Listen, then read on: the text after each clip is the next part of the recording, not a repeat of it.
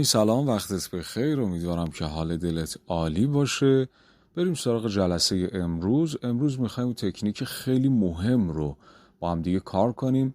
نکته و تکنیک امروز میخوام بهت یاد بدم سوپاپ اطمینان زندگیه، ضامن حفظ و یا بهتره بگم ایجاد آرامش توی زندگیه.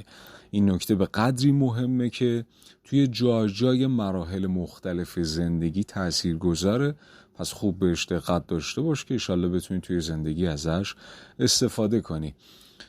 نکته که امروز میخوام بهت بگم، تکنیکی که امروز میخوام در موردش باهات حرف بزنم، تکنیکی تحت عنوان پلن بی.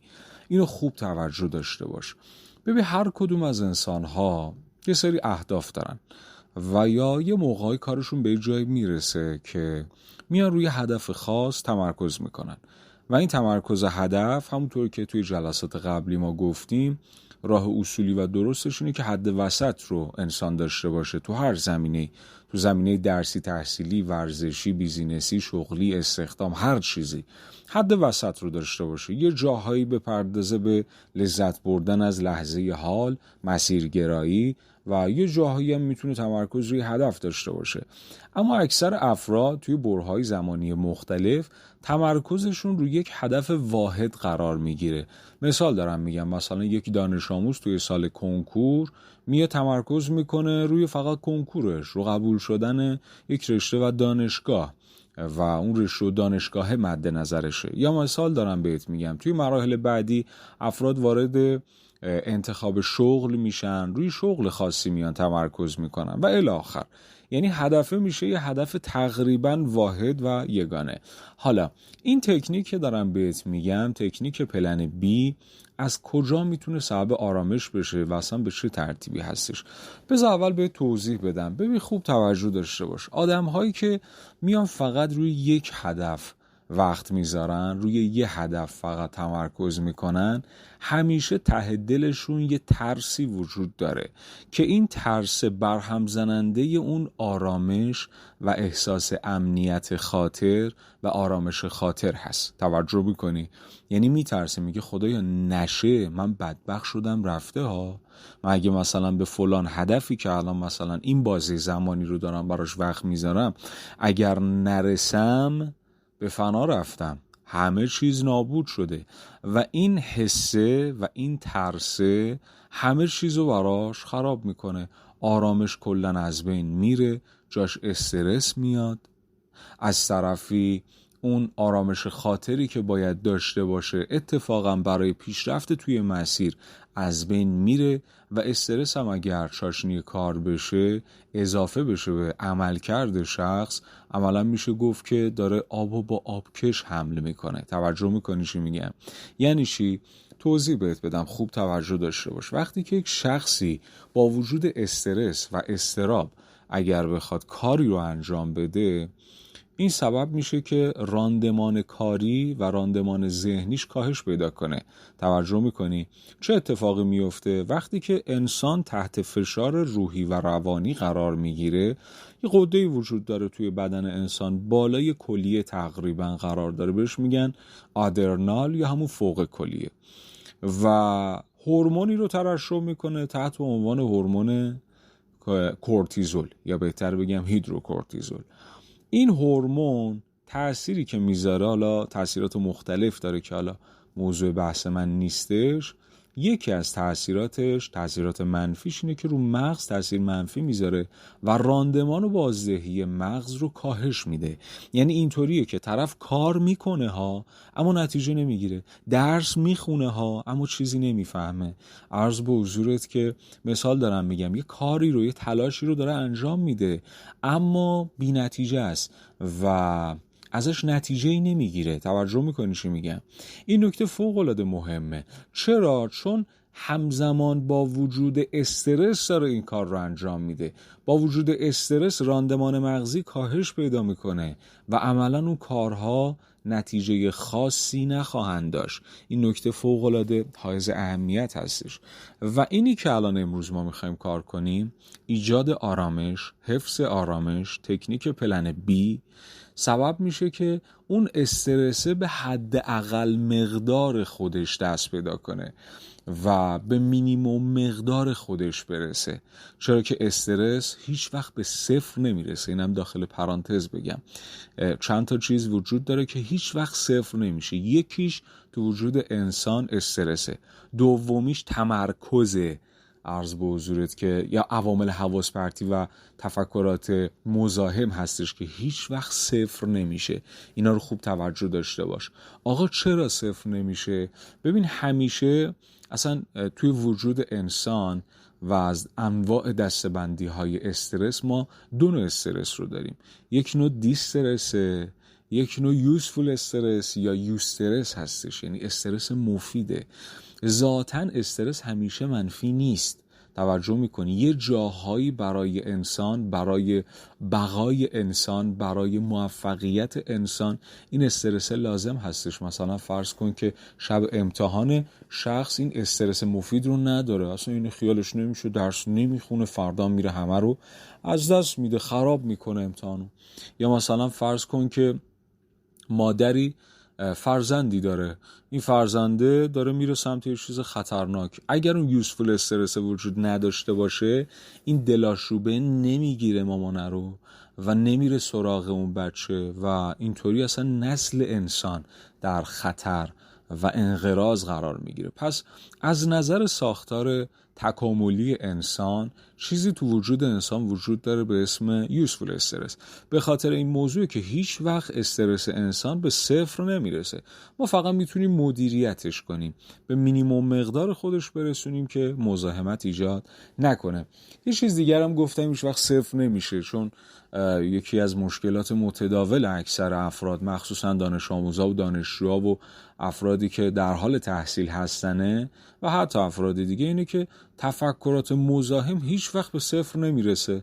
این چیزی که کاملا مشخصه. دلیلش رو اگه بخوام به توضیح بدم خوب توجه داشته باش. ببین سی پی یو و پردازشگر مغز انسان به شدت قدرت بالایی داره. یعنی اومدن بررسی کردن، دیدن که از خیلی یعنی از هزاران ابرکامپیوترها قدرت پردازشی و سی پی یو خیلی بالایی دارن. از هزاران ابرکامپیوتر قدرت مغزی و پردازشی و سی پی یو مغز انسان بالاتره. خب چه اتفاقی میفته این وسط؟ شخص مثلا داره درس میخونه، یا داره مثلا مطالعه میکنه، یا داره مثلا یه کار خاصی رو انجام میده، مشغول کاری هستش، مغزش برای اون کار کفایت میکنه و انقدر این قدرت پردازش بالاست که سبب میشه که بتونه به موارد دیگر هم بپردازه. توجه میکنی چی میگم؟ و این سبب میشه که به قولی یه سری تفکرات که حاشیه هستش، اصلا ربطی به اون کار رو به قولی اون هدفا نداره، بیاد تو مغزش رژه بره. چند تا راهکار وجود داره، چون خیلی از افراد اینو وقتی مدیریت نمی‌کنن آرامششون به هم میریزه. این چند تا نکته هم باز دوباره داخل پرانتز اینجا بهت میگم که حتما ثبتش کنی، یادداشتش کنی که به موقعش بتونی از اینا چه برای درس چه برای مراحل بعد از تحصیلت بتونی ازش استفاده کنی. اولین راهکار برای حل این مشکل اینه که با این قضیه کنار بیای و منطقی به قضیه فکر کنی و باش برخورد کنی. یعنی بدونی که طبیعت مغز انسان به این ترتیب قدرت پردازشی و سی پی یو بالایی داره و اصلا دست خودت نیست، دست مغزت. چون قدرت بالاست این سبب میشه که ما بین کار کردن و هر از گاهی تفکرات حاشیه‌ای هم بیاد وارد ذهن بشه. چرا؟ چون جا براش داخل مغز و جا برای پردازشش داخل مغز وجود داره. چرا؟ چون قدرت سی پی یو و پردازشی مغز انسان بالا هست. این شد نکته اولش. نکته دوم، اگه داری درس میخونی، یکی از روش‌هایی که به شدت میتونه این کار رو راه بندازه و این حواس پرتیه و تفکرات مزاحم و وسط درس به مینیمم مقدار خودش برسونه، تندخوانیه یا تندنویسیه. تندنویسی برای درسای حل کردنی و مفهومی و مسئله‌ای، تندخوانی برای درسایی که خوندنیه و به قولی میشه خوند و مطالعه کرد. توجه میکنی؟ آقا چطوری این سبب میشه؟ مثال دارم بهت میگم. وقتی شما داری تندخوانی میکنی، مثال یه عدد فرضی بگم که قشنگ متوجهش بشی. فرض کن که شما قدرت پردازشی مغز در 1 دقیقه مثلا 100 تا کلمه است. اوکی، شما وقتی که با سرعت معمولی داری درس میخونی تو واحد 1 دقیقه مثال 50 تا کلمه وارد مغزت میشه. اوکی، مطالعه میکنی و 50 تا ظرفیت دیگه خالی میمونه. اون ظرفیت خالیه رو مغز میتونه با تفکرات حاشیه بپردازه.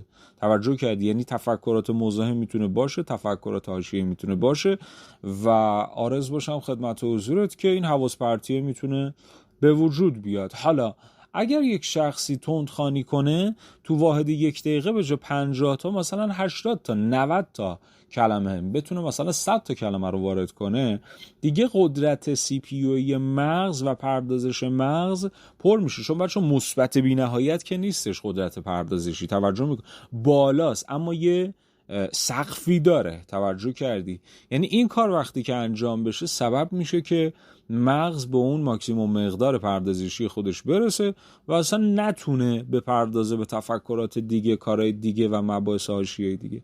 این میشه که حواس پرتی کمتر میشه، تفکرات مزاحم و حاشیه‌ای کمتر میشه، خیلی راحت میتونی از پس کار بر بیا. این دوتا نکته رو داشته باش برای ایجاد تمرکز، چون میتونه آرامش رو به هم بزنه. من خیلی از افراد رو دیدم، چه محصل ها، دانش آموز و دانشجوها، چه افرادی که مثلا رو بیزینسشون کار میکنن یا مراحل مختلف زندگی یا وسط کار من مثلا حواسم پرت میشه و فلان. این دوتا روندی که بهت گفتم میتونه فوق العاده کمک حال باشه. خب بریم جلوتر.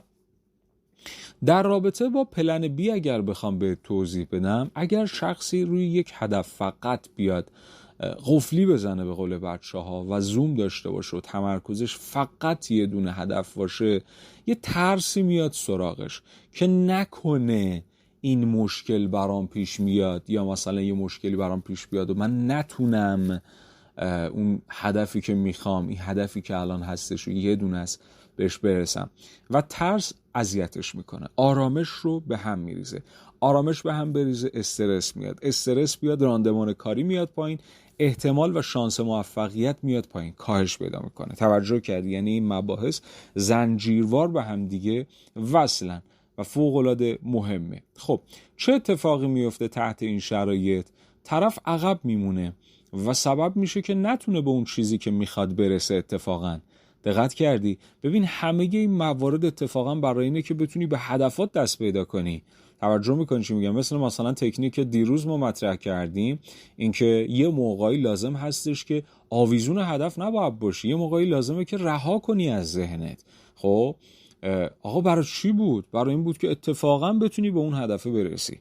توجه میکنی؟ ظاهرش اینطوریه که آقا رها کنم، نه خیر، اتفاقا برای اینه که بتونی به اون هدف برسی. خب تکنیک پلن بی هم دقیقاً در همین راستا هستش. حالا من کم کم بازش میکنم، توضیح میدم بهت که کامل برات جا بیفته. آقا تکنیک پلن بی یعنی چی؟ ببین شما پلن A میشه هدف اولت، پلن بی همیشه به انسان آرامش میده. یعنی چی؟ ببین تو مثال داری یه کاری انجام میدی، یه هدف خیلی مهم برای خودت داری، بیا برای اینکه بتونی آرامش خاطر داشته باشی، برای اینکه بتونی به آرامش برسی، برای اینکه استرس نداشته باشی و فقط لنگ یه هدف نباشی، یه هدف مناسب و اوکی به عنوان هدف دوم یا بهتره بگم پلن بی برای خودت داشته باش. این پلن بی چند تا ویژگی داره، میخوام به توضیح بدم این پلن بی شامل چه ویژگی باید باشه و داشته باشه که بتونه اون آرامش خاطر رو بهت بده. اول اینکه پلن بی یه چیزی مشابه ایه. توجه میکنی؟ مثال دارم بهت میگم، مثلا اگر یک شخصی داره درس میخونه، یک رشته و دانشگاهه، مثال اگر خاصی مد نظرشه، یه رشته و دانشگاه مشابه هم برای خودش در نظر داشته باشه. یا مثال برای یه سری از دانش آموزا که هدفشون فقط کسب درآمده، یعنی فقط دارن درس میخونن که بتونن به یه استخدام و کسب و کار و بیزینس خوب برسن، بیان در کنار درس برای خودشون یک بیزینس خوب رو هم در نظر داشته باشن. و حتی من خیلی از افراد رو دیدم، خیلی از شاگردام داشتم که همون موقعی که داشتن درساشون رو میخوندن یه سری بیزینس ها رو هم اومدن من بهشون آموزش دادم و در کنار درس هفتگی مثلا 1 ساعت کلا وقت گذاشته، به صورت تلفنی نشستیم توی 10 جلسه 15 جلسه 20 جلسه بهش آموزش دادیم و فوق‌العاده روی اعتماد به نفس این بچه‌ها تاثیرگذار بوده. توجه میکنی؟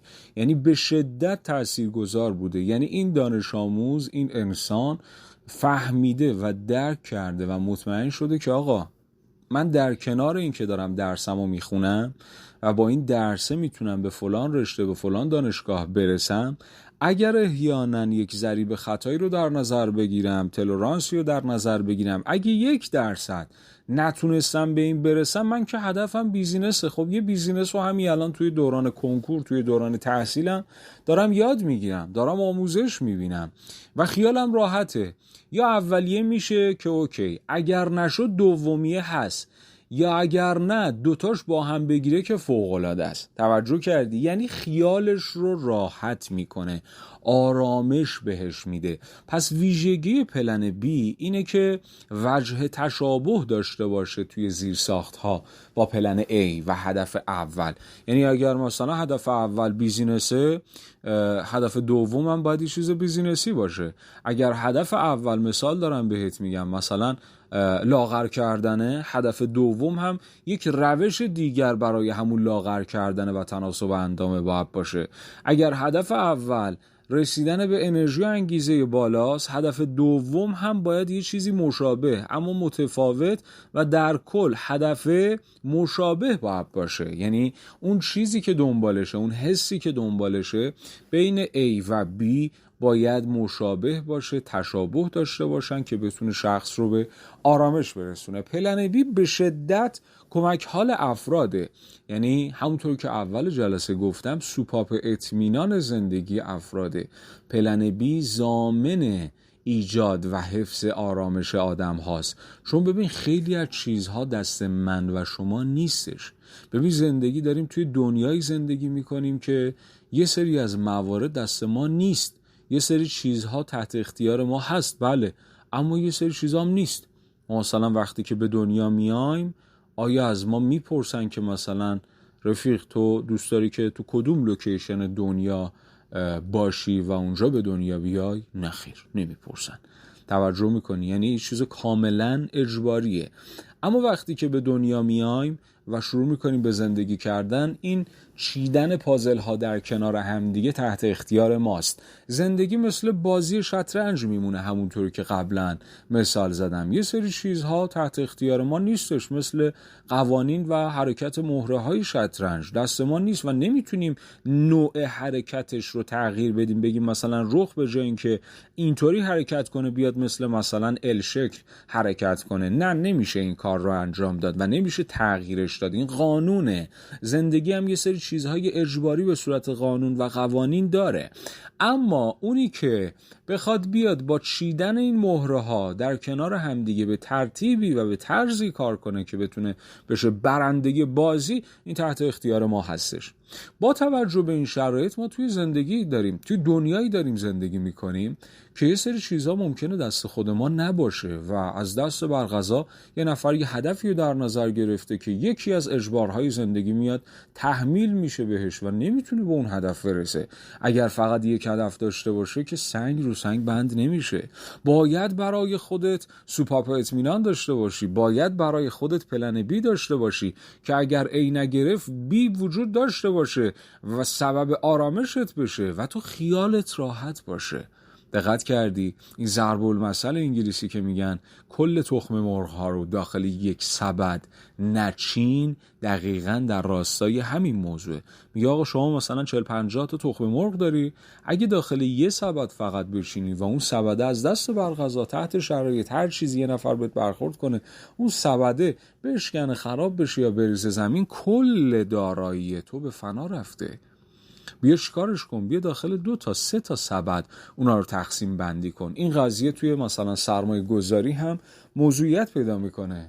ما به افراد میگیم آقا شما مثلا 100% اگر سرمایت باشه بیا مثلا 30% رو توی مثلا زمینه A، 30% رو مثلا زمینه B، 40% رو زمینه C بیا تقسیم کن و سرمایه گذاری کن که اگر یکیش نشد دوتای دیگه و در کل بتونی باهاشون بازی کنی، باهاشون به قولی چیدمانش رو ترتیبش رو بالا پایین کنی و بتونی انشالله به اون درجه‌ای که میخوای برسی و اون سودی که باید و شاید رو به دست بیاری. وجود پلن بی سبب میشه که انسان آرامش داشته باشه، توی زندگی خیالش راحت باشه و وقتی که تو پلن بی داری برای رسیدن A هم راندمان کاریت بیشتر میشه. یعنی جالب قضیه اینجاست، خوب کار همینه. توجه کردی؟ تو میای پلن بی انتخاب میکنی که این پلن بی سبب میشه اتفاقا به A راحتتر و بهتر و سریعتر برسی و دست پیدا کنی.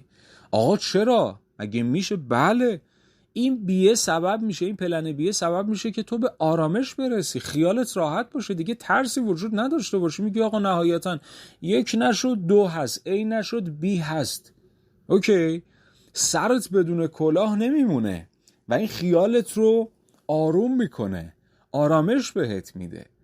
و وقتی که تو آرامش پیدا کنی استرس میره دنبال کار خودش. وقتی که استرس به مینیمم مقدار خودش برسه راندمان کاری و مغزی و ذهنی تو بیشتر میشه و این سبب میشه که اتفاقا درصد احتمال رسیدن به همون هدف اولت هم بیشتر بشه. یه 2 تا چارت کاملا منطقی و حساب و کتاب شده است. توجه کردی؟ هم فاله و هم تماشا.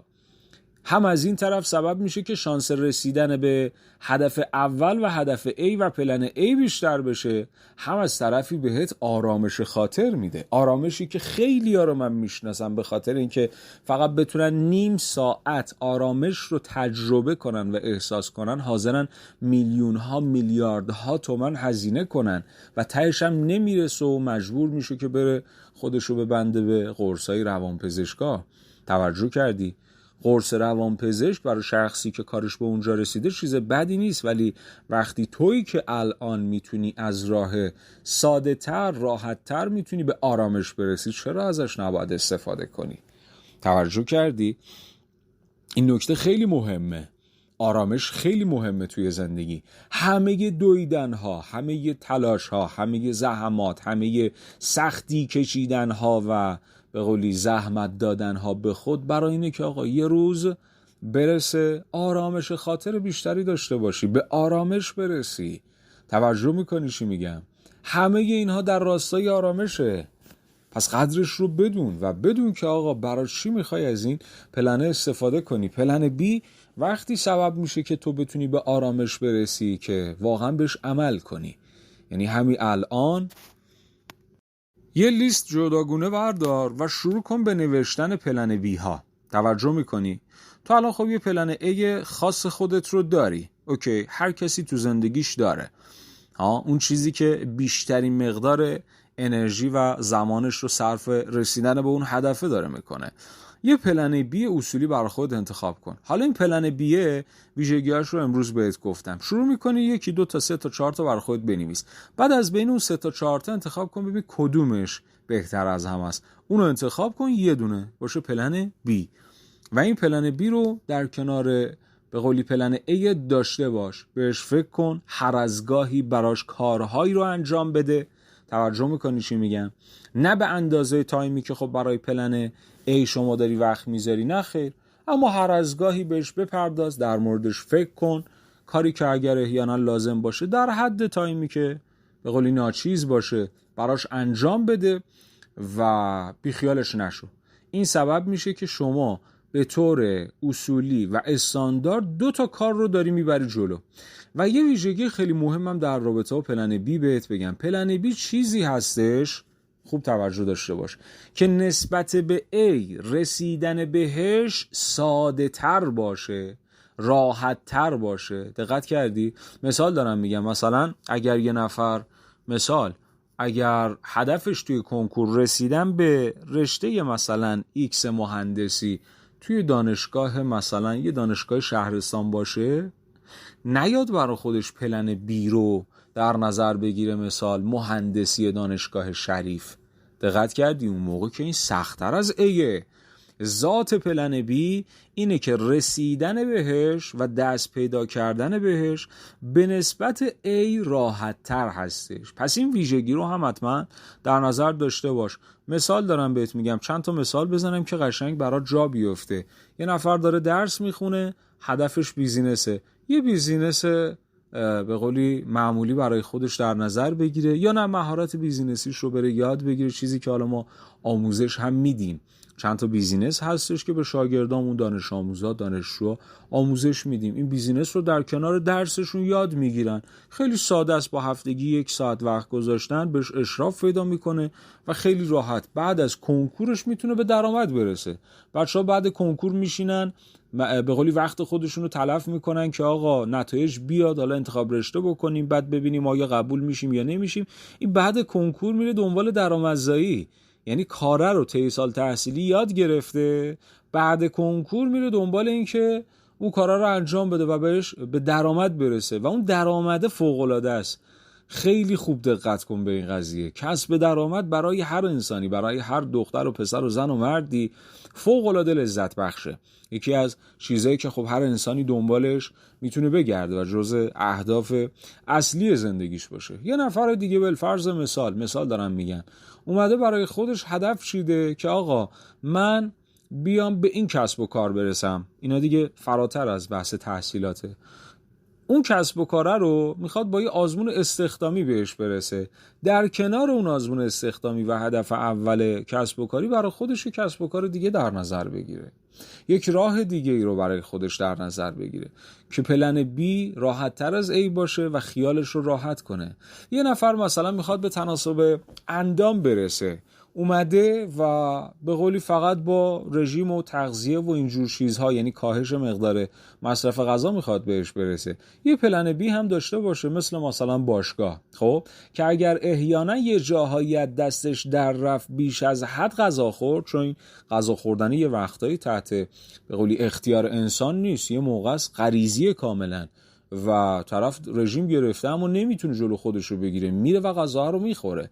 اما باشگاه خیلی راحت تره به نسبت اون. در کنار این باشگاه رو داشته باشه که خیلی راحت تر بتونه به قولی کمک کنه هم به پلن A و هم به اون هدفی که میخواد برسه و فوق‌العاده راحت تر هستش. یه باشگاه رفتن خیلی ساده تر میتونه این کار رو انجام بده. حالا اولیه رو اگر انجام داد اوکی، اگر دوتا رو با هم انجام داد عالیه، اگر نه احیانا تو اولیه به مشکل خورد یا یه جایش رو نتونست انجام بده، این بیه مکمل اونه، یا خودش به تنهایی کلی میتونه شخص رو به همون هدفی که توی A میخواسته برسونه. پس این مثال ها رو هم بهت گفتم که در نظر داشته باشی برای انتخاب کردن پلن B.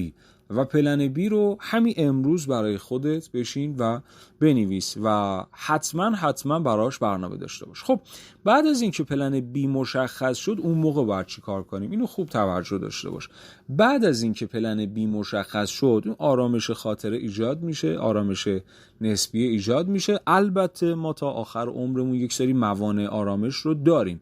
این موانع باید هی به مرور زمان رفع بشه، برطرف بشه تا بتونی به مقدار آرامش بیشتری دست پیدا کنی. بعد از اینکه اون پلن بی رو انتخاب کردی باید براش تایم بذاری. حالا یه موقع‌هایی نگاه میکنی میبینی چقدر وقت داری، این پلن ای چقدر اجازه میده. یه موقع میبینی مثلا وقت تازه‌تره، بیشتر براش وقت میذاری. یه موقع میبینی که مثال دارم میگم وقت محدود، کمتر براش وقت میذاری. اما در کل همین که این پلن بی وجود داره توی زندگیت و توی ذهنت سبب میشه که انشالله بتونی به آرامش خاطر بیشتری دست پیدا کنی. نکته فوق‌العاده مهم تو بحث پلن بی، یکی از نکات فوق‌العاده مهمم اینم بهت بگم و انشالله جلسه رو جمع‌بندی کنیم. تو زمینه رسیدن به پلن بی حتما خوب دقت داشته باش. همه ویژگی هایی که برای هدف، توی جلسات قبلی بهت گفتم، برای انتخاب کردن هدف و اون چیزی که شامل شناخت میشد، شامل تحقیق کردن میشد، شامل فاکتور علاقه میشد مسیرگرایی یا مثلا هدفگر، همه اون مباحث رو در رابطه با پلن بی هم حتما در نظر داشته باشیم. ویژگی و فاکتور فوق العاده مهمه. یعنی پلن بی چیزی نباشه که همینطوری چش و گوش بسته بخوای انتخاب کنی، نه، اتفاقا در مورد اونم به اندازه تایمی که اجازه بهت میده و میتونی انجامش بدی، میری در موردش تحقیق میکنی، سرچ میکنی، شناخت به وجود میاد، علاقه خودتو بررسی میکنی و پلن بی رو انتخابش میکنی. فاکتور علاقه تو بحث پلن بی خیلی خیلی باید پررنگتر باشه و که بتونه اون به قولی تأثیر مثبت رو برات داشته باشه. و در کل حتما توجه داشته باش که پلن بی برای بار چندم دارم تکرار میکنم، به نسبت A سهل الوصول تر باید باشه، یعنی راحت تر بتونی بهش دست پیدا کنی. پس حتما این نکات رو در نظر داشته باش و بهش عمل کن. موفق باشی. فعلا خدا نگهدار.